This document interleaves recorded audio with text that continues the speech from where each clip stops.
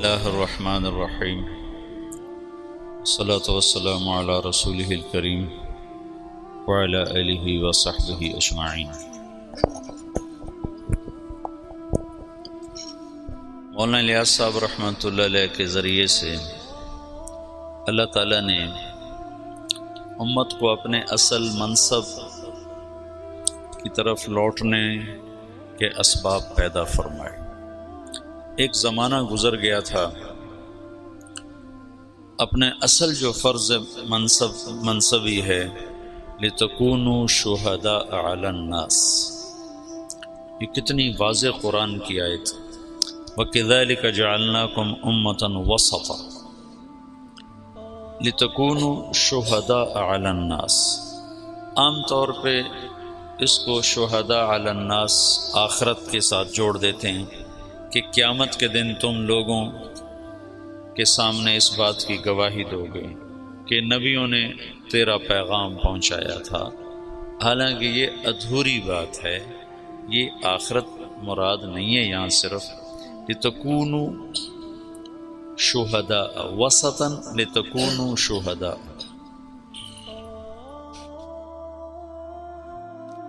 وسط بمعنی واسطہ میں نے ترجمہ تمہیں بتایا تھا، پھر تفسیر طبری میں وہ مل گیا۔ میں نے جبوتی میں یہ امتن وسطہ کو بمعنی واسطہ کہا کہ تم واسطہ ہو بین الناس و بین اللہ تعالی، جیسے انبیاء واسطہ تھے بین الناس و بین اللہ تعالی۔ وہ واسطہ کی کیا شکل ہے؟ شہادت علی الناس، کہ دنیا کے انسانوں کو جا کر بتانا کہ لا الہ الا اللہ میں کامیابی۔ تو اس پر ڈاکٹر فوزی ہیں قطر کے بڑے فاضل آدمی، انہوں نے مجھے کہا کہ یہ تم نے کہاں سے بیان کیا؟ میں نے ان سے پوچھا لغت میں گنجائش ہے اس کی؟ کہنے لگے لغت میں تو بہت اچھی گنجائش ہے اور بہت خوبصورت ہے، لیکن چونکہ یہ قرآن ہے تو اس میں ایسی جرت نہیں کرنی چاہیے جب تک پیچھے سے کوئی اس کی تصدیق موجود نہ ہو۔ تو تم دیکھو اگر کسی تفسیر میں مل جائے تو یہ بہت اعلیٰ مطلب ہے، اگلے مضمون کے ساتھ اس کا جوڑ زیادہ ہے۔ پھر واپس آ کر میں نے سب سے قدیم تفسیر طبری کو دیکھا تو اس کے آخر میں یہ مطلب انہوں نے لیا ہے جو اس وقت میں نے بیان کیا کہ امت واسطہ ہو، ویسے تو ہے وسطہ عدلاً معتدل، افراط و تفریط جو یہود و نصارہ میں ہے اس سے مبرہ ہو۔ لیکن یہ مطلب بہت خوبصورت ہے کہ تم واسطہ ہو بین اللہ و بین الناس۔ وہ واسطہ کیسے ہو؟ شہادت علی الناس، لوگوں تک اللہ کا پیغام پہنچانا، گواہی دینا، قولوا لا الہ الا اللہ تفلحوا۔ اسی کی کڑی ہے پھر معاشر میں بھی یہ گواہی دینا کہ ہاں یا اللہ تیرے نبیوں نے سچ بات بتائی تھی۔ یہ بیچ میں ایک زمانہ گزرا جس میں یہ سبق محو ہو گیا۔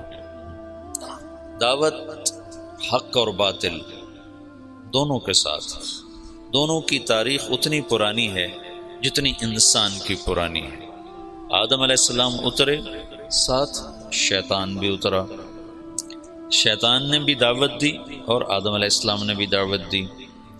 دونوں کی دعوت، بلکہ اس سے پہلے وحی ہے، میں نے کئی دفعہ یہ مضمون بیان بھی کیا ہے کہ شیاطین کی بھی وحی ہے، وَإِنَّ الشَّيَاطِينَ لَيُوحُونَ إِلَىٰ أَوْلِيَائِهِمْ، پھر ان کی وحی کی حیثیت ہے یوحی بعضهم إِلَىٰ بَعْضٍ زُخْرُفَ الْقَوْلِ غُرُورًا، اور اللہ تعالیٰ کی وحی ہے اِنَّا أَوْحَيْنَا إِلَيْكَ كَمَا أَوْحَيْنَا إِلَىٰ نُوحٍ وَالنَّبِيِّينَ مِن بَعْدِهِ۔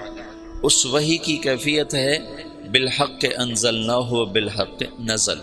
شیطان کی وحی ہے زخرف القول غرورا، اور اللہ کی وحی ہے بالحق انزلناہ بالحق نزل۔ خود وہ اپنی ذات میں ذالکم اللہ ربکم الحق، پھر اس کا قول قولہ الحق، پھر اس کا نزول اور انزال دونوں حق، بالحق انزلناہ بالحق نزل، اور جس پر اترا ہے وہ بھی حق وآمنوا بما نزل علی محمد وهو الحق من ربهم، تو ہوا کا مرجع محمد بھی بنتا ہے۔ تو حق سے اللہ کی وحی مزین ہے، اور زخرف القول غرورا سے شیطان کی جو وحی ہے وہ مدلس اور ملمع ہے۔ تو شیطان وحی سے شروع کرتا ہے، انبیاء اللہ بھی وحی سے شروع کرتا ہے، پھر شیطان داعی بن کے آتا ہے الا ان دعوتکم فاستجبتم لی، اور انبیاء بھی داعی بن کر آتے ہیں رب انی دعوت قومی لیلا و نہارا۔ تو یہ دونوں ایک دفعہ میں نے قرآن میں دیکھا تو ساتھ ساتھ یہ کڑیاں چلتی ہیں۔ پھر شیاطین کی دعوت میں بھی فنائیت ہے، ثم لآتینہم من بین ایدیہم ومن خلفہم وعن ایمانہم وعن شمائلہم، یہ فنائیت ہے کہ بالکل اپنے آپ کو جھونک دوں گا۔ اور انبیاء کی دعوت میں بھی فنا ہو جانا ہے، رب انی دعوت قومی لیلا و نہارا، اور لعلک باخع نفسک الا یکون مؤمنین، اور لعلک باخع نفسک علی آثارہم ان لم یؤمنوا بهذا الحدیث اسفا، اور فلا تذهب نفسک علیہم حسرات۔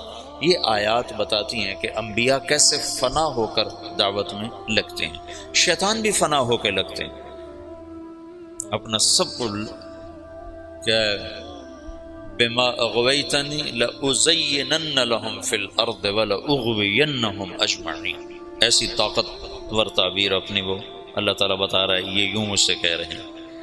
تو میدان میں چونکہ حق ایک معنوی چیز ہے، باطل بھی ایک معنوی چیز ہے، کیفیت ہے نا، میں کہتا ہوں اللہ ایک ہے، ایک کیفیت ہے، اور ایک کہتا ہے بارش کا اللہ اور ہے، اور سورج کا اللہ اور ہے، اور اولاد کا اللہ اور ہے، وہ بھی ایک کیفیت ہے۔ میں اللہ میں شریک ٹھہراتا ہوں، اللہ نہ کرے، اور ایک اللہ، میں اللہ کو واحد مانتا ہوں، یہ کیفیات ہیں۔ تو کیفیات کو وجود میں لانے کے لیے ڈنڈا نہیں ہوتا ہے، دعوت ہوتی ہے۔ کیفیات کو اندر میں اتارنے کے لیے طاقت نہیں ہے، دعوت ہے، ڈنڈا نہیں ہے، دعوت ہے۔ اکثر انبیاء فقراء ہیں، مساکین ہیں۔ تو یہ دعوت کا سلسلہ آدم علیہ السلام سے عیسیٰ علیہ السلام تک چلا ہے، لکل قوم ہاد وَإِن مِّنْ أُمَّةٍ إِلَّا خَلَا فِيهَا نَذِيرٌ، یہ عیسیٰ علیہ السلام تک۔ یہ ایک عورت عیسیٰ علیہ السلام سے مسئلہ پوچھنے، تو فرمایا بنی اسرائیل سے ہوگا؟ نہیں، کہا اما میں بنی اسرائیل کی گم شدہ بھیڑوں کو تلاش کرنے آیا ہوں، میں تمہارے لیے پیغام نہیں لایا۔ لکل قوم ہاد، جالینوس اور عیسیٰ علیہ السلام کا زمانہ ایک ہے۔ یہ جوارش جالینوس یہ یونانی تھا، مصر میں رہتا تھا، موحد تھا۔ اسے کسی نے کہا کہ ایلیا میں، یروشلم بیت المقدس جو آج کا نام ہے، فلسطین میں ایک حکیم ہے جو مردے زندہ کر دیتا ہے۔ تو جالینوس نے کہا وہ یقیناً نبی ہوگا، مردے زندہ کرنا کسی طبیب کا کام نہیں ہے۔ تو جالینوس کے ذمہ ایمان لانا نہیں تھا عیسیٰ علیہ السلام پر، کہ وہ مصر میں ہے، بنی اسرائیل سے نہیں ہے، یونان سے ہے۔ لیکن جب اللہ نے ہمارے نبی کو بھیجا تو اللہ نے قانون بدل کر کہا تبارک الذی نزل الفرقان علی عبدہ لیکون للعالمین نذیرا وما ارسلناک الا کافۃ للناس بشیرا ونذیرا وما ارسلناک الا رحمۃ للعالمین قل یا ایھا الناس انی رسول اللہ الیکم جمیعا۔ یہ ساری آیات بتاتی ہیں کہ اللہ نے قانون بدلا، سارا عالم۔ اس لحاظ سے تو کسی بڑے طاقتور، لولا نزل هذا القرآن على رجل من القريتين عظیم، جو کہا تھا مکے والوں نے، آپ ملک شام میں پیدا ہوتے یا ایران میں پیدا ہوتے، یا تمدن ہے، تہذیب ہے، قوت ہے، کسی بادشاہ کے بیٹے بن کر پیدا ہوتے تاکہ بچپن سے قوت اور طاقت ہوتی۔ یتیمی کی انتہا، ماں 6 برس کی عمر میں گئی، باپ دیکھا ہی کوئی نہیں، 8 سال کی عمر میں دادے کو بھی اٹھا لیا، اور 8 سال کی عمر میں فقر کی وجہ سے بکریاں چرانا پیشہ بنا۔ لوگ دیکھتے تھے کہ آپ پہاڑوں سے بکریوں کو لے کے اتر رہے ہوتے تھے، نہ سر پہ کپڑا ہوتا تھا نہ پاؤں میں جوتا ہوتا تھا، ایسا فقر، ابو طالب کے فقر کی وجہ سے بکریاں چرا رہا ہے، اور یہ آنے والے وقت کے سارے عالم کے نبی ہیں۔ تو اللہ تعالیٰ ابراہیم علیہ السلام کی دعا کو اب پورا فرما رہا ہے، ایک امت مسلمہ پیدا کر رہا ہے، ایک ان میں رسول کا وَبْعَثْ فِيهِمْ رَسُولًا، وہ رسول بھی آ رہا ہے اب اور امت بھی آ رہی ہے۔ اس امت کو اللہ تعالیٰ نے ایسی جگہ رکھا جہاں کوئی اور آ کے ان کے مزاج کو خراب نہ کرے، ان کی صفات کو خراب نہ کرے، ان کی زبان کو خراب نہ کرے، ان کی طبع جو فطرت ہے اسے خراب نہ کرے۔ ایک ہے بگاڑ، وہ ایسا تھا جیسے ہیرے کے اوپر مٹی آ جائے۔ 4000 سال کسی تہذیب کو اندر نہیں جانے دیا۔ سعودی عرب دنیا کا واحد ملک ہے جس میں دریا کوئی نہیں، یہ واحد ملک ہے اکیلا، پوری دنیا کے نقشے میں یہ واحد ملک ہے جس میں دریا کوئی نہیں، ورنہ ہر ملک میں دریا ہے۔ جو ملک اتنا، ویسے تو اب اتنے سے جزیرے کو بھی ملک کہتے ہیں، مالدیپ کو بھی ملک کہتے ہیں، جن کا سب سے بڑا جزیرہ ٹوٹل 11 میل کا ہے، 11 کلومیٹر کا ہے، جو ان کا مالے دارالحکومت ہے اس کا نام ہے مالے، تو اس کا ٹوٹل رقبہ 11 کلومیٹر ہے، 11 کلومیٹر اس میں ختم ہو جاتا ہے۔ اور اس کے دائیں بائیں چھوٹے چھوٹے اور جزیرے ہیں، کوئی 2500 کے قریب، کوئی آدھے کلومیٹر کا، کوئی 1 کلومیٹر کا۔ ملک جسے ملک کہتے ہیں اس میں صرف سعودی عرب ایسا ملک ہے جس میں دریا کوئی نہیں، اور یہ جزیرۃ العرب ہے، یہ واحد جزیرۃ العرب ہے جس میں بارش نہیں ہوتی۔ جزیرۃ العرب کا مطلب اس کے 3 طرف سمندر ہے، 3 طرف۔ جس ملک کے 3 طرف سمندر ہو وہ مسلسل بارشوں کی زد میں ہوتی، مسلسل۔ تو آپ سعودی عرب کا نقشہ اٹھا کر دیکھو تو خلیج عقبہ، بحیرہ احمر اور نیچے بحیرہ عرب، اور 3 طرف کے سمندر کے باوجود سعودی عرب میں سال سال گزر جاتا ہے، بارش کا قطرہ نہیں گرتا۔ بیچارے حرمین والے استسقاء پڑھ رہے ہوتے ہیں اور نماز کے اندر دعا مانگ رہے ہوتے ہیں۔ وہ میں نے یہ دیکھا جب بھی میں گیا ہوں حرم میں اور انہوں نے دعا کے لیے ہاتھ اٹھائے ہیں بارش کی، تو اللہ نے بارش ضرور کی۔ اچھا، یہاں بارش کیوں نہیں ہوتی؟ 3 طرف سے سمندر ہو اور بارش نہ ہو، یہ کیا چکر ہے؟ تو اللہ تعالیٰ نے سعودی عرب کے پہاڑوں کو اس طرح رکھا ہے ترتیب کے ساتھ کہ مونسون ہواؤں کے لیے وہ رکاوٹ بن گئے ہیں، ہواؤں کے لیے رکاوٹ بن گئے۔ پہاڑوں والجبال ارساہا، پہاڑ کوئی عربوں نے تو نہیں لگائے تھے، اللہ نے ان کو اس ترتیب سے لگایا ہے۔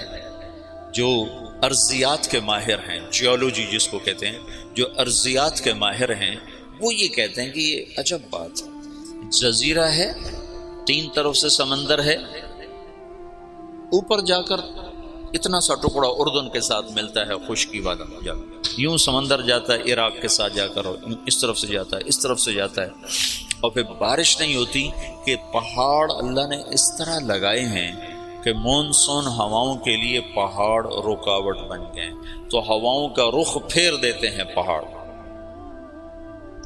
سبحان اللہ، یہ بارش کوئی نہیں، دریا کوئی نہیں، کیوں کہ یہ سرسبز نہ رہے، کیوں کہ اس میں غیروں کو طمع اور لالچ نہ رہے کہ یہ ہم نے فتح کرنا ہے۔ وہ تیمور تھا نا کمبخت، مجھے کسی بادشاہ پہ اتنا غصہ نہیں آتا جتنا تیمور پہ آتا ہے۔ مسلمانوں میں ایسا لنگڑا تھا کمبخت وہ کہ مسلمان ہی ذبح کرتا رہا لوٹ مار کے لیے۔ تو کسی نے اس کو کہا ہندوستان میں بڑا خزانہ ہے، تو ہندوستان کتنے ہزاروں میل دور سمرقند سے اور پورا لشکر لے کر دلی پہ چڑھ گیا اور لاکھوں انسان ذبح کر دیے اور خزانہ لوٹ کے لے گیا۔ غیروں کو طمع نہ ہو کہ کوئی اور قوم اس میں آئے اور ان کے ساتھ رہنا شروع کرے اور ان کے مزاج خراب ہو جائیں، اور ان کی اپنی اصل فطرت اور ان کی جو عادت ہے اور جو ابراہیم نے جو بیج بویا ہے اس میں کوئی اور پیوند نہ لگ جائے۔ اس لیے اللہ نے بارش نہیں رکھی، سرسبز نہیں رکھا، فقر۔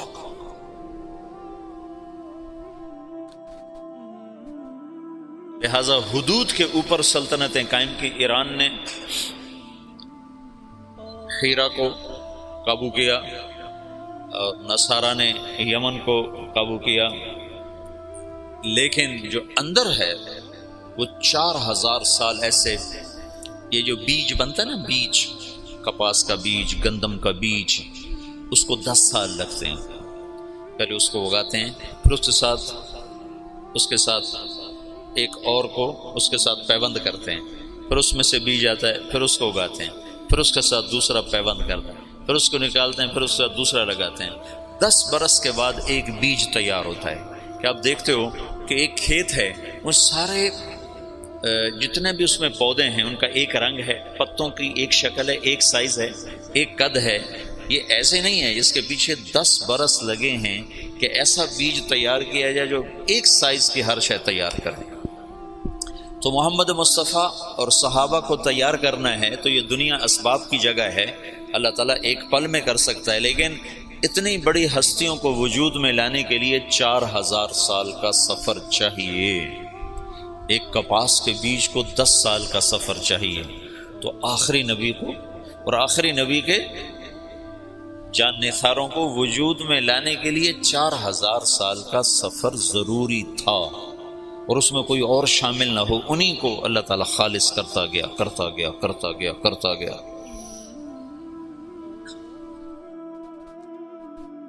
اور پھر جا کر اللہ تعالیٰ نے محمد بن عبداللہ صلی اللہ تعالی علیہ وسلم کو وجود بخشا اور کہا اٹھ قم فانذر وربک فکبر وثیابک فطہر والرجز فہجر ولا تمنن تستکثر ولربک فاصبر۔ اور دوسرا قم کہا قم اللیل الا قلیلا نصفہ او انقص منہ قلیلا او زد علیہ ورتل القرآن ترتیلا۔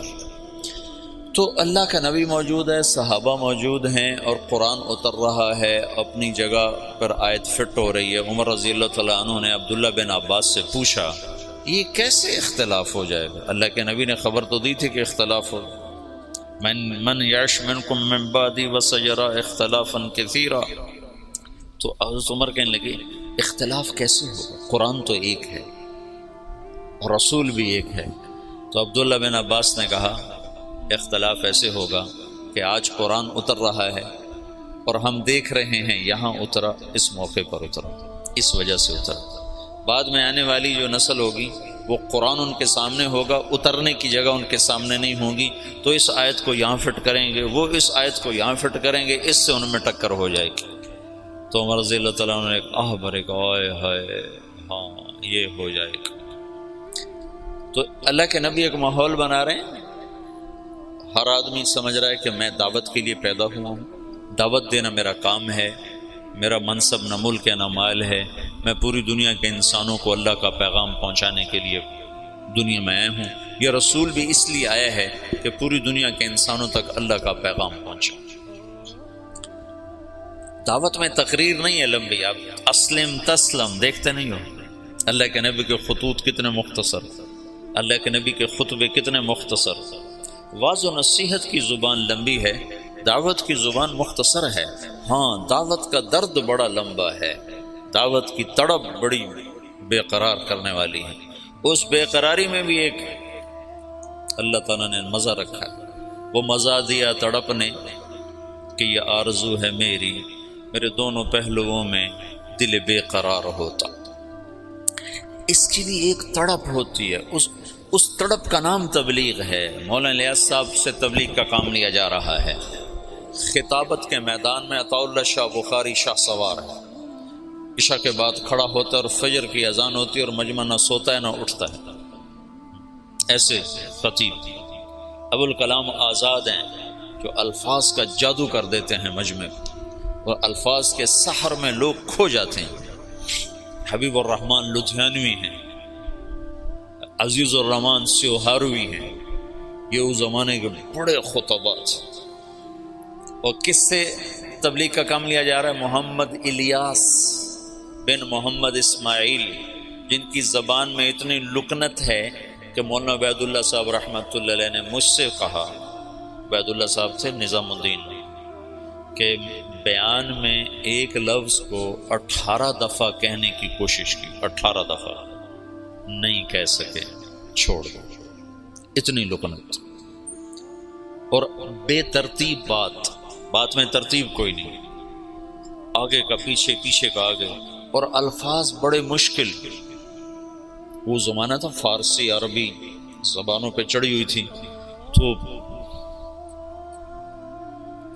عبداللہ صاحب فرمایا کرتے ہیں کہ بیان کر رہے ہیں ایک معنی پیش آ گیا، یعنی کہ ایک حادث پیش آ گیا، یعنی کہ ایک عائق پیش آ گیا، ہر لفظ پہلے سے زیادہ پیچیدہ۔ یہ مولانا نیاز صاحب کے بیان کی مثال دیا کرتے ہیں حاجی عبداللہ صاحب، پیچیدہ بات۔ ایک میں باتی اٹھا باہر نکلا تو آگے مولانا ابوالحسن علی ندوی رحمۃ اللہ علیہ بیٹھے تھے، کہنے لگے میاں جی کچھ سمجھے یہ کیا کہہ رہے ہیں بابا جی؟ وہاں کو یقین یقین کی بات کر رہو، یقین یقین، یقین سمجھو، یقین یقین، اب کو یقین یقین کی بات کر رہو، کچھ اللہ پہ یقین۔ وہ کلمے کی دعوت بڑی دیتے تھے نا، اللہ سے ہوتا ہے مخلوق سے نہیں ہوتا، مخلوق اللہ کے بغیر کچھ نہیں کر سکتا۔ اس کو اجمالی طور پر چھوڑ گئے، مولانا یوسف صاحب نے اس کو کھولا۔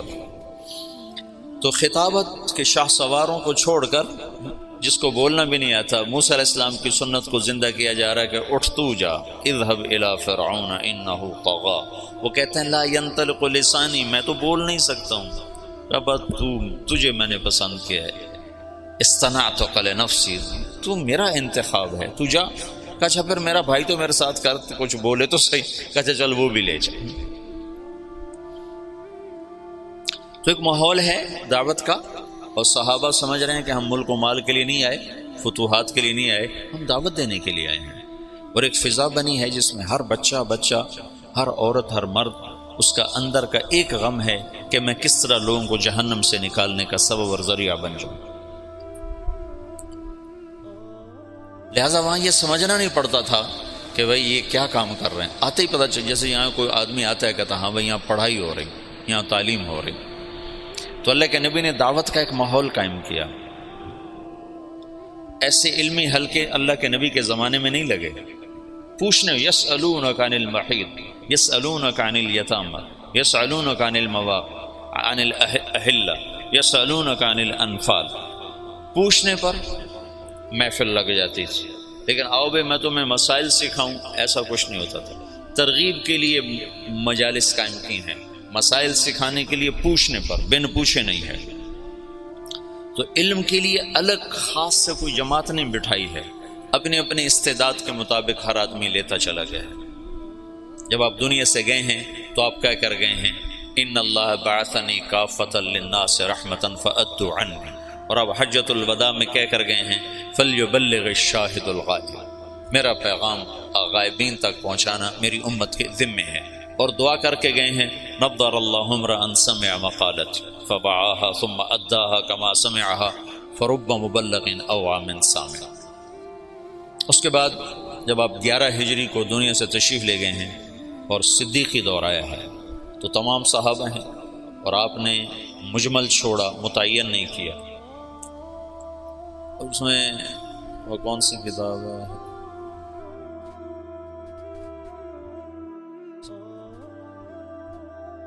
سیوطی نے خلفاء پر کتاب لکھی، تاریخ الخلفاء۔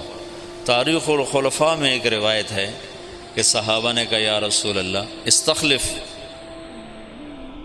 کسی کو آپ اپنا نائب متعین فرمائیں۔ کہا نہیں میں نہیں کروں گا، اگر میرے کرنے کے بعد تم اس کی نافرمانی کرو گے تو تم پہ اللہ کا عذاب آئے گا۔ یہ حکمت بتائی۔ دوسرا، اللہ کی تقدیر پہ راضی ہونا، کہ اختلاف ہونا تھا تو اللہ کی تقدیر پہ راضی ہو کے چپ کر کے چلے گئے۔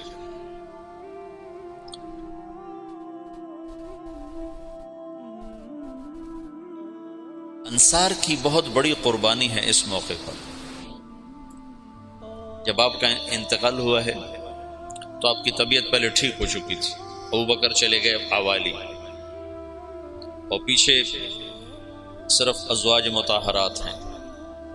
آپ کے انتقال پر وہ وہاں سے آئے ہیں اور افراتفری مچی ہے، رونا دھونا مچا ہے۔ مدینے میں انصار میں منافقین کی تعداد آپ کی وفات تک موجود رہی ہے، یہ تو معلوم ہے نا۔ اور وہ اللہ کے نبی کو پتہ تھا یا حضرت حذیفہ کو پتہ تھا، اور کسی کو نہیں پتہ تھا۔ اور ہوئی بات اثر کرتی ہے۔ مجھے تحقیق نہیں ہے، لیکن میرا وجدان ہے جو کچھ میں نے پڑھا بار بار، کہ وہ جو ثقیفہ تو بنی ساعدہ کا قصہ ہوا، اس کے موجد منافق ہوں گے، تو کسی کو پتہ ہی نہیں ہے کہ یہ منافق ہے، یہ منافق ہے، تو ہر ایک کو مسلمان سمجھ رہے ہیں، تو انہوں نے یہ شوشہ چھوڑا ہوگا۔ پھر اس کے جیسے افق کے واقعے کو چلانے والا عبداللہ بن ابی، لیکن حسان بن ثابت اس میں پھنس گئے، اور مستہ بن اثال اس میں پھنس گئے، اور حمنہ بنت جحش رضی اللہ تعالیٰ عنہ، یہ 3 مخلصین اس کی لپیٹ میں آ گئے، اور ان کو بعد میں حد لگی، منافقین کو چھوڑ دیا گیا۔ تو آپ کے انتقال کے بعد سارے لوگ مسجد میں جمع ہیں، انصار جمع ہو گئے بنو ساعدہ کے ڈیرے پر بیٹھنے کی جگہ۔ آج کل وہاں ایک باغیچہ بنا ہوا ہے، اور وہ ہے قبلہ جنوب میں ہے، قبلہ وہاں سے یہ جنوب ہے نا، جنوب میں ہے، تو قبلہ کے اس طرف چھوٹا سا باغیچہ بنا ہوا ہے، اب بھی ہے، وہ ثقیفۃ بنی ساعدہ، بنو ساعدہ کا ڈیرا تھا۔ وہاں جو لوگ جمع ہوئے، آج تک یہ مجمل ہے، کیسے جمع ہوئے، کس نے دعوت چلائی، کس نے جمع کیا۔ جتنی تاریخ میں نے مطلب دین کو تھوڑا پڑھا ہے، تاریخ کو زیادہ پڑھا ہے، تو کسی کتاب میں یہ نہیں ملا کہ کون جمع کرنے کا سبب بنا، لیکن تسلسل سے پڑھنے سے میرا ایک تاثر بنا ہے کہ یہ تحریک منافقین نے چلائی ہوگی، پھوٹ ڈالنے کی اور توڑ پیدا کرنے کی۔ تو انہیں سعد بن عبادہ رضی اللہ تعالیٰ عنہ کو تیار کر لیا کہ یہ امیر ہوگا، اب یہ امیر ہوگا۔ تو یہ آپس میں وہ باتیں کر رہے ہیں، محرک اس کے یقیناً آخرت میں تو بھید کھل جائے گا انشاءاللہ، مجھے یقین ہے آخرت میں وہ مجرم سامنے آئیں گے کہ منافق ہی تھے جنہوں نے یہ ساری اسکیم چلائی، اور صحابہ کو اس میں استعمال کر لیا کہ وہ بشر تھے، خطا سے پاک نہیں تھے، معصوم عن الخطا نہیں تھے۔ تو ابوبکر کے پاس ایک آدمی نے، تو ادھر بیٹھو، اور وہاں امت کے توڑنے کا نظام بن چکا ہے۔ تو ابوبکر رضی اللہ عنہ اور عمر رضی اللہ تعالیٰ عنہ، ابو عبیدہ رضی اللہ تعالیٰ عنہ، یہ 3 حضرات نے دوڑ لگائی، ایسی افراتفری میں گئے۔ اس وقت غسل شروع تھا، حضرت علی ادھر مشغول تھے، اور وہاں وہ اس کے لیے جا ہی نہیں رہے کہ مجھے خلیفہ بنایا جائے، تو اس فتنے کو دبانا چاہتے ہیں۔ وہاں پہنچے تو سعد بن عبادہ نے چادر اڑی ہوئی ہے، وہ بیمار سے تھے، اور وہاں بات چل رہی کہ اب امارت ہماری چلی، ہم اللہ کے نبی کے انصار ہیں، ہم نے آپ کو ٹھکانہ دیا، ہم نے آپ کو مشکل وقت میں ساتھ دیا، ہم وہ تھے جو مشقت میں آگے اور راحت میں پیچھے، لہذا امیر ہمارا ہوگا۔ تو عمر رضی اللہ تعالیٰ عنہ پہلے بولنے لگے، ان کا میں نے سوچا کہ میں بات کرتا ہوں، تو ابوبکر صدیق نے مجھے روک دے کر بیٹھ جاؤ، اور ابوبکر رضی اللہ تعالیٰ عنہ کھڑے ہوئے نا۔ اس سے پہلے حباب بن، جب ابوبکر رضی اللہ تعالیٰ عنہ کھڑے ہوئے، ان کا دیکھو تم نے سنا تھا نا کہ اللہ کے نبی نے کہا تھا الائمۃ من قریش، خلافت قریش کے پاس رہے گی، عرب جس کے سامنے سر جھکاتا ہے وہ صرف قبیلہ قریش ہے اور کوئی نہیں ہے۔ تو حباب بن منذر رضی اللہ تعالیٰ عنہ وہ شخص ہیں جنہوں نے بدر میں رائے دی تھی کہ خیمے ادھر سے اکھاڑ کے ادھر لگائیں، تو جبریل نے آ کر کہا تھا کہ اللہ تعالیٰ فرما رہے ہیں کہ حباب کی رائے پہ عمل کیا جائے۔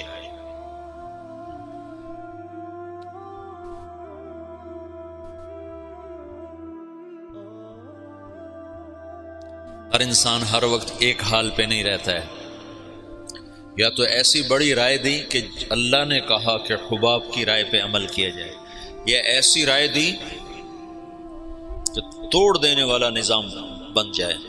تو حباب بن منذر نے کہا میں تم سب کا فیصلہ کرتا ہوں، ایک امیر مہاجرین میں سے ہوگا، ایک انصار میں سے ہوگا، ایک تلوار ایک میان میں دو تلواریں کہاں آئیں؟ تو ابو بکر رضی اللہ تعالیٰ عنہ کو سختی سے ڈانٹ دیا، بیٹھ جا، امت کی وحدت کو فرقت میں تبدیل نہ کر،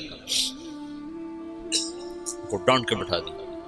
پھر مختصر تقریر فرمائی کہ یہ امر اس وقت تک سلامت ہے جب تک امامت قریش کے پاس، تم ہمارے انصار ہو اور وزراء ہو، ہم تمہارے امراء ہیں، میری طرف سے یہ عمر حاضر ہے، ابو عبیدہ حاضر ہے، اس میں سے کسی کے ہاتھ پر بیعت کر۔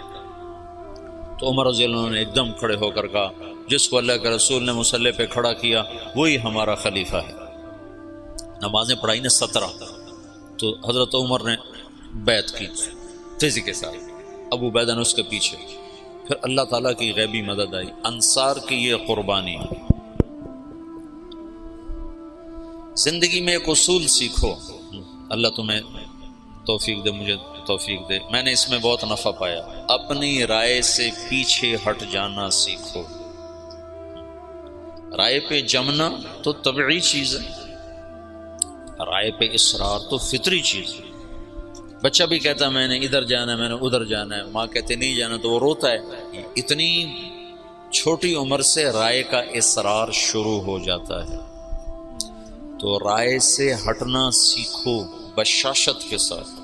جب رائے کے خلاف ہوتا نا تو دل تنگ پڑ جاتا ہے اور طبیعت بجھ جاتی ہے۔ تو یہ ایک اللہ کی طرف سے سبق تھا۔ انفرادی سطح پر آگے آیا خالد بن ولید کا قصہ، اور اجتماعی سطح پر آیا انصار مدینہ کی طرف سے۔ اجتماعی سطح پر انصار مدینہ ایک دم پیچھے ہٹا اپنی رائے سے بشاشت کے ساتھ، امت بن کے۔ اگر وہ نہ ہٹتے تو پہلے دن ہی توڑ تھا، اگر وہ ہٹتے اور دل ان کے ساتھ نہ ہوتے تو بھی توڑ تھا۔ وہ ہٹے بھی صحیح اور دل بھی کھول دیے، سینے کھول دیے۔ تم چلے میں جاتے ہو، یہ سال والے سال میں جائیں گے، یہ صرف چلے اور سال کی بات نہیں، تم گھر میں ہوتے ہو، مدرسے میں ہوتے ہو، رائے کا اختلاف ہوتا ہے، تو اپنی رائے دینا بھی سیکھو، اپنی رائے کے خلاف ہونا بھی سیکھو، اور اپنی رائے کے سے ہٹ جانا بھی سیکھو۔ یہ رائے دینے سے زیادہ مشکل کام ہے، اور میں نے ہٹنے میں بڑے نفع دیکھے، بڑے نفع دیکھے، بڑے نفع دیکھے۔ مجھے تو 22 سال ہو گئے ہٹتے ہوئے اور پیچھے ہوتے ہوئے، لیکن میں نے کبھی نقصان نہیں دیکھا۔ اجتماعی سطح پر انصار مدینہ اور انفرادی سطح پر خالد بن ولید، یہ بھی دنیا کی تاریخ کا منفرد واقعہ ہے کہ جرموک کی جنگ میں سالار کے سر کے اوپر جھنڈا ہے اور حضرت عمر کا خط آتا ہے کہ خالد کو معزول کر دیا جائے اور ابو عبیدہ کو امیر بنا دیا جائے، اور وہ کہتے ہیں تم گواہ رہو، میں آج کے بعد کوئی منصب قبول نہ کروں گا اور پہلے سے زیادہ محنت کر کے دکھاؤں گا، اور اگر میں عمر کے لیے لڑتا تو آج میں گھر چلا جاتا، تو میں اللہ کے لیے کر رہا ہوں، تم گواہ رہو۔ خالد بن ولید پہلے انتقال کر گئے، عمر رضی اللہ عنہ بعد میں فوت۔ خالد بن ولید نے 60 سال بھی پورے نہیں کیے، 58-59 سال کی عمر میں انتقال فرما گئے تھے۔ تو عمر رضی اللہ تعالیٰ عنہ بعد میں نے ایک کتاب میں پڑھا، مجھے اب نہ کتاب یاد ہے نہ زمانہ یاد ہے، لیکن مضمون یاد ہے کہ عمر رضی اللہ عنہ نے فرمایا میں نے خالد کو سمجھنے میں خطا کھائی، میں نے خالد کو سمجھنے میں خطا کھائی، لیکن یہ ضروری تھا، اس واقعے کا ہونا بہت ضروری تھا کہ آئندہ اندھیرے آنے والے ہیں، ان میں کوئی شمع روشن ہونی چاہیے، ان میں کچھ دیے جلنے چاہیے، ان میں کچھ چاند چمکنے چاہیے، تاکہ نہ ماننے والوں پر حجت قائم ہو اور بھٹکے ہوں کو راستہ مل جائے کہ یوں بھی رائے سے ہٹا جاتا ہے، یوں بھی قربانی دی جاتی ہے۔ میں نے کہا ادھر تو یہ جماعت کے امیر نہیں ہوتا، امیر یہ جماعت کا، جس نے صرف اتنا ہی کرنا ہوتا، بیان کون کرے، تشکیل کون کرے، تعلیم کون کرے، گاڑی پہ چلیں کہ بس پہ چلیں، اتنا ہی ہوتا ہے۔ اس کو ہٹا دو تو وہ تگنی کا ناچ نچا دیتا ہے پوری جماعت کا کہ مجھے ہٹانے والے ہیں کون۔ یہ دو عجب واقع ہوئے ہیں اس میں، عجب۔ تو انصار مدینہ ہٹ گئے، سعد بن عبادہ کی بات بیچ میں رہ گئی اور ابوبکر رضی اللہ عنہ کے ہاتھ پر بیعت ہو گئی، اور وہ جو ایک وحدت تھی وہ اللہ نے دوبارہ قائم فرما دی، اور ابو بکر رضی اللہ تعالیٰ عنہ خلیفۃ الرسول کا لقب پا کر مسند رسول پر بیٹھے، یا خلیفۃ رسول اللہ۔ امیر المومنین نہیں کہا جاتا تھا، یا خلیفۃ رسول اللہ۔ جب آئے عمر رضی اللہ عنہ تو ان کو کہا جاتا یا خلیفۃ رسول اللہ۔ وہ کہتے یار یہ بڑا بھاری لفظ ہے، کوئی مختصر لفظ تلاش کرو۔ تو کسی کو سمجھ میں نہیں آ رہا تھا کہ مختصر لفظ کیا ہونا چاہیے، تو یا خلیفۃ رسول اللہ کی بات چلتی تھی۔ تو ایک دفعہ ایک بدوؤں کا وفد آیا، عمر بن عاص رضی اللہ تعالیٰ عنہ بیٹھے تھے برآمدے میں مسجد کے، تو آ کر کہنے لگے این امیر المومنین۔ انہیں اپنی بدوانہ فصاحت میں کہا این امیر المؤمنین، تو عمر بن عاص رضی اللہ عنہ نے چھلانگ لگائی، وہ سیدھے گئے حضرت عمر کے دروازہ پھلانگ کر کہنے لگے السلام علیکہ یا امیر المؤمنین۔ تو حضرت عمر نے درہ اٹھا کہا تو یہ کہہ نہیں سکتا، کسی اور نے کہا ہے، یہ تیری فصاحت نہیں ہے، یہ کوئی اور ہے، بتا تجھے کس نے سکھایا۔ انہوں نے کہا وہ باہر بدوؤں کا وفد آیا ہے، انہوں نے کہا این امیر المؤمنین، کہ بس آج کے بعد یہی میرے لیے مناسب ہوگا۔ تو پھر امیر المؤمنین چلا 1924 تک۔ جب خلافت عثمانیہ ختم ہوئی 1924 میں، تو تب جا کر یہ لقب ختم۔ خلافت عثمانیہ ہے ترکوں کی، جو انہوں نے مصر سے سلطان سلیم تھا محمد فاتح کا بیٹا، پہلے ترک بادشاہوں کا رخ تھا یورپ کی طرف، سلطان سلیم نے رخ کیا مشرقی علاقوں کی طرف، مصر فتح کیا۔ مصر میں بڑی خوبصورت حکومت تھی، مملوک ممالک بحریہ ترکی تھے، لیکن وہ بنو عباس کو برکت کے طور پر خلیفہ بناتے تھے، طاقت ساری ان کے پاس، اور ان کا تبرک کا نام تھا خلیفہ امیر المومنین، اس کو کہا جاتا تھا۔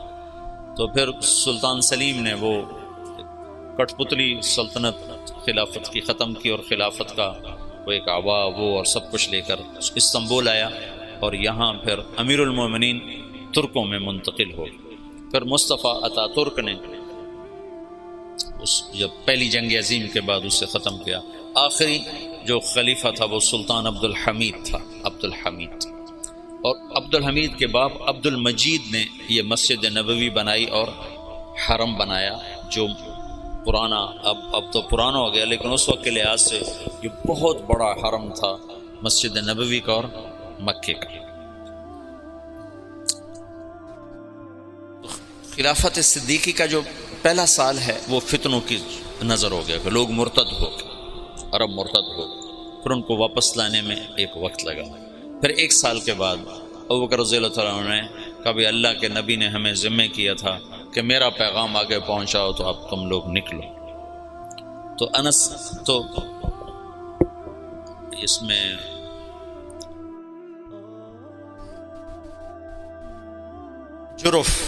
جرف میں آ کر قافلے جمع ہونے شروع ہوئے صحابہ کی۔ تو جب وہ ان کو روانہ کرنے کے لیے تشریف لائے تو کہنے لگے یہ تھوڑے ہیں، بہت بڑی مہم ہے، آدمی کون مہیا کرے گا؟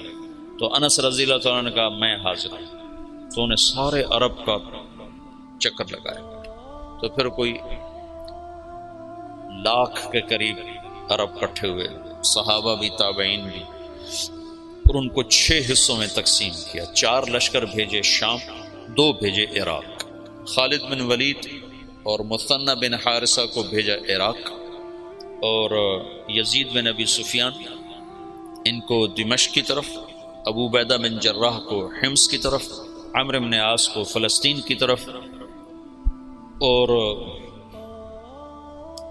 شرحبیل بن حسن ان کو شام کی طرف۔ یہ 4 لشکر ادھر اور 2 لشکر عراق کی طرف۔ یہ جو جانے والے ہیں ان کے سامنے صرف دعوت ہے اور کچھ نہیں، جو بھیجنے والے ہیں ان کے سامنے صرف دعوت ہے اور کچھ نہیں، کہ ہم لوگوں کو قتل کرنے نہیں جا رہے، ان کا ملک چھیننے نہیں جا رہے، ان کو اللہ کا پیغام سنانے جا رہے۔ پھر یہ ریلا اٹھا ہے خلافت راشدہ میں دعوت کا نظام مکمل چلا۔ پھر خلافت عثمانی کے 6 سال اسی طرح گزرے ہیں۔ پھر 6 سال کے بعد وہ وسیرا اختلافاً کثیرا، اختلاف کا سلسلہ شروع ہوا، جس کی آخری کڑی عثمان رضی اللہ تعالیٰ عنہ کی شہادت ہے۔ مسجد قباء میں کھڑے ہو، قبلے کی طرف منہ کرو تو سیدھے ہاتھ ایک میدان اب بن گیا ہے، کھجوریں لگیں، یہاں کنواں ہوتا تھا، اس کا نام تھا عریس۔ تو اللہ کے نبی کی انگوٹھی منتقل ہوئی ابو بکر کی طرف، پھر ہوئی عمر کی طرف، پھر ہوئی عثمان کی طرف۔ عثمان رضی اللہ تعالیٰ عنہ بیر عریس پر کھڑے ہیں، وضو کرنے لگے تو خادم کو انگوٹھی پکڑائی، اس نے یوں ہاتھ کیا، انہیں ایسے رکھی، اس کے ہاتھ سے پھسلی اور کنویں میں چلی گئی۔ تو عثمان رضی اللہ تعالیٰ عنہ نے کنویں کا سارا پانی نکلوا دیا اور نیچے سے مٹی کھدوا دی اور انگوٹھی نہیں ملی، اٹھا لی اللہ تعالیٰ، خاتم نبوت۔ میں نے وہ کنواں فوٹو میں دیکھا ہے، ویسے نہیں دیکھا، چھوٹا سا کنواں، اور اس میں پانی بھی اتنا زیادہ نہیں ہوتا تھا، عرب کے کنویں میں تھوڑا سا پانی ہوتا تھا۔ سارا ڈھونڈ مارا، انگوٹھی نہیں۔ اس انگوٹھی کے گم ہوتے ہی اختلاف اور افتراق، اور عبداللہ بن سبا جو یہودی تھا اور مسلمان بن کے داخل ہوا، جو شیعہ مذہب کی بنیاد بننے جس نے ڈالی، وہ اختلاف چلتے چلتے چلتے چلتے آخر حضرت عثمان رضی اللہ عنہ کی شہادت پر ختم ہوا۔ اللہ کے نبی نے حضرت عثمان سے فرمایا تھا، میرے بعد تجھ سے خلافت کی کرتے کو اتارنے کے لیے کہا جائے گا، تم نے کرتا نہیں اتارنا، شہادت کو قبول کرنا ہے، ورنہ تیرا میرا آخرت میں جوڑ نہیں ہو سکے گا، مجھ سے مل نہ پاؤ گے۔ تو ان لوگوں نے مطالبہ کیا، فسادیوں نے، کہ تم حکومت چھوڑ دو، ہم تمہیں کچھ نہیں کہتے۔ کہا یہ تو میں نہیں چھوڑوں گا، میں صابر محتسب قتل ہو جاؤں گا، یہ کام نہیں کروں گا، شہید ہو گئے۔ تو علی رضی اللہ تعالیٰ عنہ وہ خلیفہ بنے، انتہائی تشویشناک حالات۔ حسن آئے، کہنے کہ ابا خلافت قبول نہ کر ورنہ تیرے اوپر قتل عثمان لگ جائے گا۔ حسن رضی اللہ عنہ اتنے صاحب فراست تھے کہ انتہا کی بات، کہ ابا خلافت قبول نہ کر، تیرے اوپر قتل عثمان کا داغ لگ جائے گا۔ کہا میرے اوپر کیسے لگ سکتا ہے، میں تو بری ذمہ ہوں۔ اچھا پھر دیکھ لیں۔ اور اس وقت وہ انکار بھی نہیں کر سکتے تھے، اتنے پھنسے ہوئے تھے۔ بیعت فرمائی، بیعت کا ہونا تھا کہ یہ بات چل پڑی کہ یہ علی نے عثمان کو قتل کروایا ہے خلافت پر قبضہ کرنے کی۔ کہ ابا میں تمہیں کیا کہتا تھا۔ پھر جب خلیفہ بنے تو پھر آئے، کہنے لگے دیکھو کسی گورنر کو معزول نہ کرو، کسی کو بھی، عثمان کے بنائے ہوئے گورنر کسی کو معزول نہ کرو، اور خاص طور پر معاویہ بن ابی سفیان کو ہرگز معزول نہ کرنا، ورنہ وہ تیرے خلاف کھڑے ہو جائیں گے تلوار لے کر۔ جب تک تیری حکومت مضبوط نہ ہو جائے یہ کام نہ کرنا۔ کیونکہ حضرت علی رضی اللہ تعالیٰ عنہ بڑی بے بسی کی زندگی گزاری، یقین مانو۔ علی شاہ ولی اللہ تو حضرت علی رضی اللہ عنہ کو ابو بکر پر بھی فضیلت دینے کی طرف مائل ہو گئے تھے، اور جو پہلے محدثین کے راویوں میں آتا ہے نا فیہ التشیع، وہ شیعہ یہ نہیں جو آج کا شیعہ، وہ شیعہ یہ تھا کہ بہت سے بڑے بڑے علماء نے حضرت علی کو فضیلت دی ہے۔ کیوں جی؟ ابن ابی شیبہ، اچھا ہاں، عبد الرزاق جو مصنف عبد الرزاق جو مشہور کتاب ہے، تو ایسے بہت سے بڑے بڑے علماء نے حضرت علی کو فضیلت دی ہے باقی تین پر، جو ان پر دکھ گزرے ہیں، جو درد بری کہانی ہے، عجب داستان۔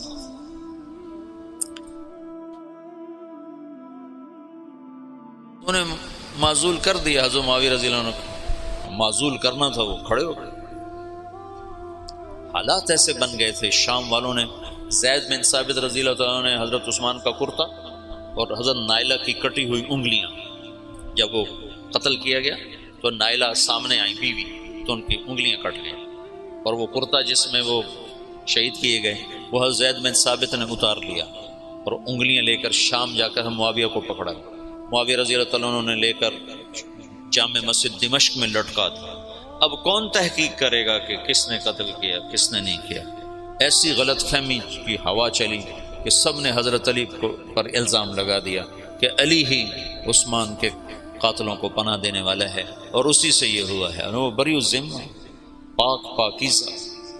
پر اللہ کی تقدیر تھی، یہ جنگ جمل بھی ہونی تھی، جنگ صفین بھی ہونی تھی، اللہ کا نظام تھا، اس میں بھی اس کی حکمتیں رحمتیں چھپی ہوئی ہیں۔ تو حالات ایک دم وہ جو دعوت کا ریلا تھا وہ آپس کے ٹکراؤ کی طرف چلا گیا، اور دعوت کے کام کو پہلا جھٹکا لگا ہے 26 سال کے بعد۔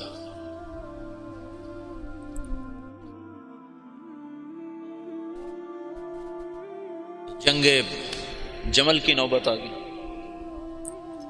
جب بیعت ہونے لگی تو سب سے پہلے بیعت کی حضرت طلحہ نے، ان کا یہ ہاتھ بیکار ہو گیا تھا احد کی لڑائی میں نا، تلوار وہ تیروں کو سہتے سہتے جو اللہ کے نبی پر تیر آتا تو آگے ہاتھ کر دیتے تھے، تو سارا ہاتھ ختم ہو گیا تھا، وہ الٹے ہاتھ سے لڑتے تھے۔ اس کے بعد تو انہوں نے جب بیعت کی نا تو ایک آدمی نے کہا اوہو یہ بیعت تو ٹھیک نہ ہوگی، وہ بیکار ہاتھ سے کی نا، تو انہوں نے فال لی اس سے، اللہ کے نبی بھی فال لیتے تھے، کَإِنَّ هَذِهِ الْبَيْعَةَ لَا تَتِمُّ، یہ کام سرے نہیں چڑھے گا۔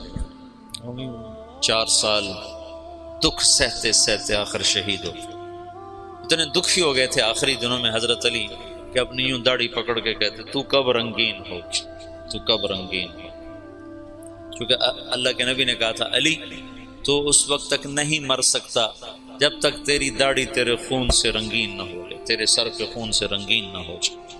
اور صالح علیہ السلام کی اونٹنی کا قاتل اشقا تھا، میری امت کا اشقا وہ ہوگا جو تجھے قتل کرے گا۔ تو پھر ایسے داڑھی کو پکڑ کر کہتے تو کب رنگین ہو، پھر کہتے وہ اشقا کدھر ہے، وہ اشقا کدھر ہے، وہ آتا کیوں نہیں، وہ کدھر ہے؟ اتنے دکھی ہو گئے تھے، بے وفائی، لوگوں کی جفا۔ حضرت معاویہ رضی اللہ عنہ کو شام کا ٹکڑا ملا جو بڑے سلیقے والے، بڑے طریقے والے، بڑے وفادار، اور حضرت علی رضی اللہ عنہ کو کا امتحان بڑا تھا، بڑوں کے امتحان بھی بڑے، ان کو عراق ملا جہاں کے لوگ منافقانہ عادات اور ہر جتنے بھی عیب، اس لیے تو حجاج اللہ نے ان پہ مسلط کیا، عراق والوں پہ بھرے ہوئے، بے وفائیوں سے بھرے ہوئے۔ تو اس کا آخری نتیجہ حضرت علی کی شہادت پہ نکلا، جنگ جمل ہوئی جس میں حضرت طلحہ جیسے، حضرت زبیر جیسے شہید کرے، جب آپس میں ٹکرائے نا صلح ہو گئی۔ لیکن جو لوگ عبداللہ بن سبا کے ساتھی تھے، میں تمہیں تفصیل تو نہیں بتا رہا، سے اشارے کر رہا ہوں، تبلیغ کا تھوڑا سا پس منظر بتانا چاہتا، دعوت کی تاریخ بتانا چاہتا کہ جب تم چھٹیوں میں جاؤ تو بشاشت سے جاؤ، ہمارے ڈنڈے کی وجہ سے نہ جاؤ۔ جو ڈنڈے کی وجہ سے جاتے ہیں وہ موبائل سے کھیلتے رہتے ہیں، ادھر تعلیم ہوتی ہے ادھر وہ موبائل سے کھیل رہے ہوتے ہیں، ادھر گشتور ہوتا ہے ادھر وہ اپنے اخبار بیٹھے پڑھ رہے ہوتے ہیں۔ تو ایسا چلہ مجھے نہیں چاہیے، گھر چلے جاؤ زیادہ بہتر ہے۔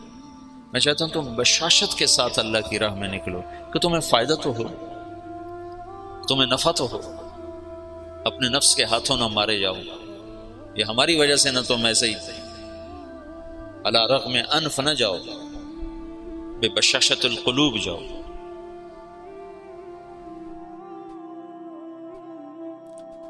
جب صلح ہو گئی تو رات کو انہوں نے طے کیا کہ آدھے ادھر حملہ کر دو آدھے ادھر حملہ کر دو، جو بیچ میں فسادی تھی۔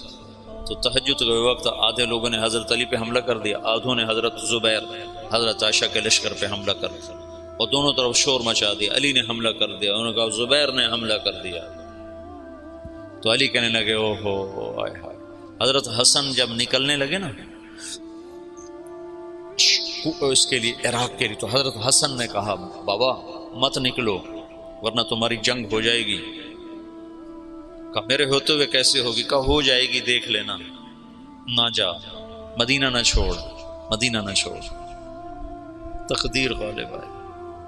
جب جنگ ہو گئی تو پھر حضرت حسن سے کہا بیٹا کاش میں تیری بات مان لیتا، اور ہائے کاش میں آج سے 20 سال پہلے مر گیا ہوتا اور یہ دن میں نہ دیکھتا۔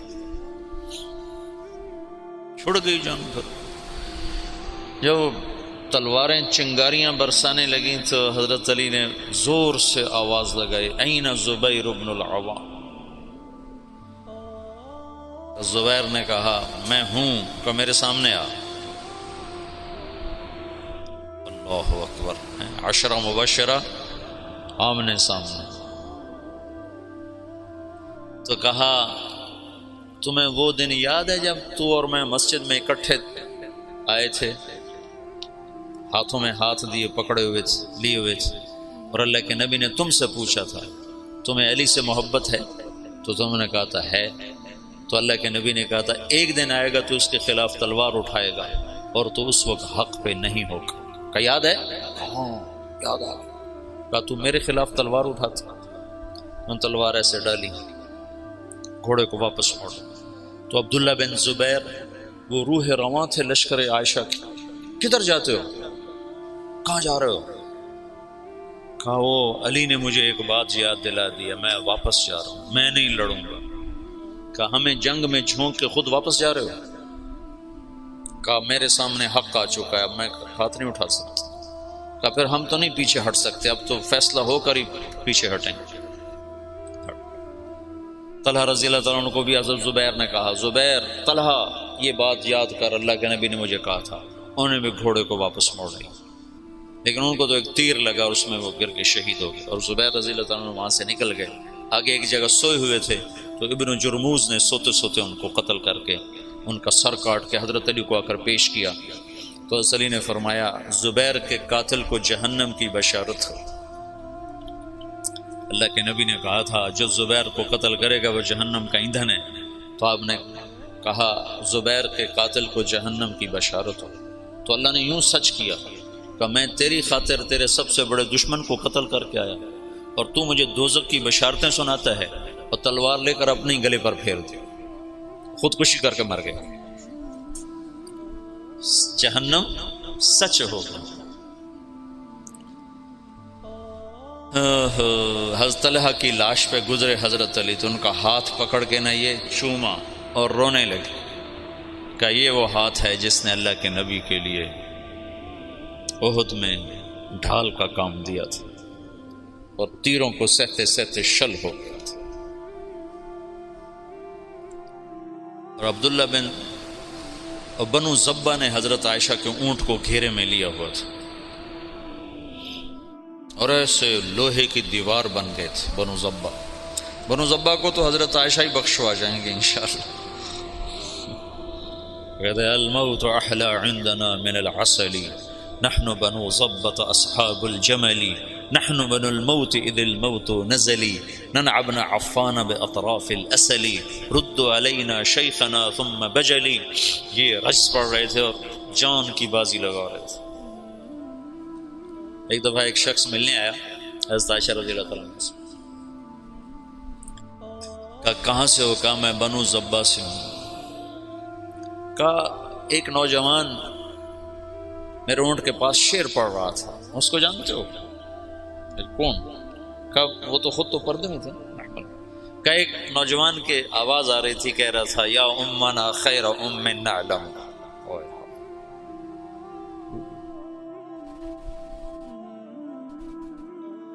یا امنا خیر ام نعلم اما ترین کم شباب یکلم وتفتلی حامته والمعصم۔ تو وہ کہنے لگا جی وہ میرا سگا بھائی تھا۔ تو عائشہ روتے روتے روتے ساری چادر آنسوں سے تر کر دی۔ ایسے ایسے شاہ سوار اس دن شہید ہوئے جو اکیلے اکیلے ہزاروں پر بھاری تھے طرفین سے۔ آخر میں عبداللہ بن زبیر رضی اللہ تعالیٰ عنہ نے حضرت عائشہ کے اونٹ کو پکڑا، پھر آخر تک وہ جمے، ورنہ جو آتا تھا وہ قتل ہو جاتا، یا وہ قتل ہو جاتا یا قاتل یا حملہ آور قتل ہو جاتا تھا۔ ایک دو بڑے شاہ سوار آمنے سامنے آئے، دونوں ایک ایک ہزار پر بھاری تھے، ایک ادھر ایک کے ہاتھ میں حضرت عائشہ کا اونٹ، دوسرا حضرت علی کی طرف سے، دونوں ایک دوسرے کے وار سے ایک وقت میں ختم ہو کے گر گئے۔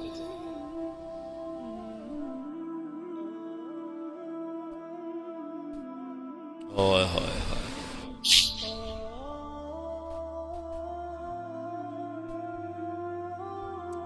پھر وہ آخر حضرت علی نے کہا اونٹ کو گراؤ ورنہ جنگ ختم نہیں ہوگی، اونٹ کو گراؤ۔ پھر انہوں نے اونٹ پر وار کیے، اونٹ گرا۔ جو دور کے لوگ تھے انہوں نے وہ کو تحقیق پھر تھوڑے ہوتے، ان کو ہو حضرت اما عائشہ تو شہید ہو گئے، بس وہ ایسے دل برداشتہ ہوئے کہ پھر میدان چھوڑ دیا۔ تو حضرت علی نے فرمایا کوئی کسی کے پیچھے قتل کے لیے نہ بھاگے، مال غنیمت کے طور پر مال نہ لوٹا جائے۔ تو محمد بن ابو بکر